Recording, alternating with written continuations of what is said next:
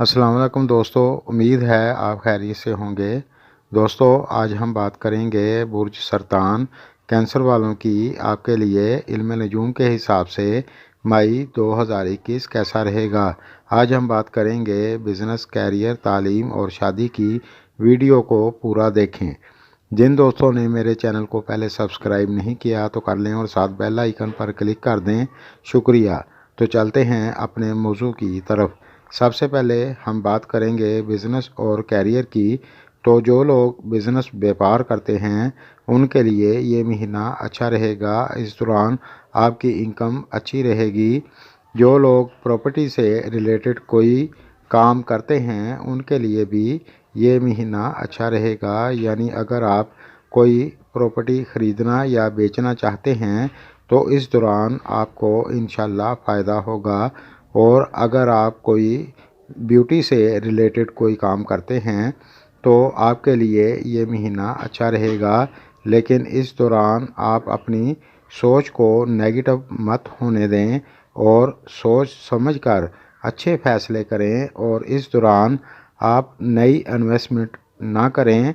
जैसा चल रहा है वैसा ही काम को बेहतर करने की कोशिश करें तो आपके लिए अच्छा रहेगा।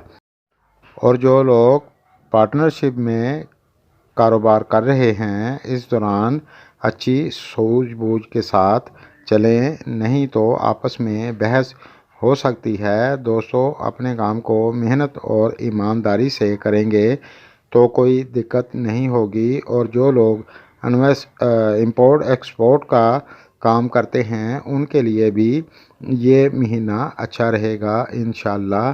और जो लोग ट्रैवल करना चाहते हैं तो कर सकते हैं इंशाल्लाह, कोई दिक्कत नहीं होगी। और जो लोग बैरून मुल्क काम के सिलसिले में जाना चाहते हैं उनके लिए भी आसानी होगी। अब बात करते हैं जॉब की। तो ये महीना आपके लिए अच्छा रहेगा। बस आप मेहनत और ईमानदारी से अपने काम को करेंगे, इंशाल्लाह कोई दिक्कत नहीं होगी। अब बात करते हैं फैमिली और शादीशुदा लाइफ की, रिलेशनशिप की। तो जो लोग शादीशुदा हैं उनके लिए ये महीना काफ़ी हद तक ठीक रहेगा। कभी कभी इस दौरान आपकी बहस हो सकती है, एहतियात करें, आपस में प्यार मोहब्बत के साथ रहें। और जो लोग रिलेशनशिप में हैं उनके लिए भी ये महीना काफ़ी हद तक ठीक रहेगा। अब बात करते हैं फैमिली की। तो इस दौरान आपको अपने घर वालों का साथ मिलेगा और आपको फ़ायदा होगा। और आपको अपने दोस्तों का साथ भी मिलेगा इंशाल्लाह, कोई दिक्कत नहीं नज़र आ रही।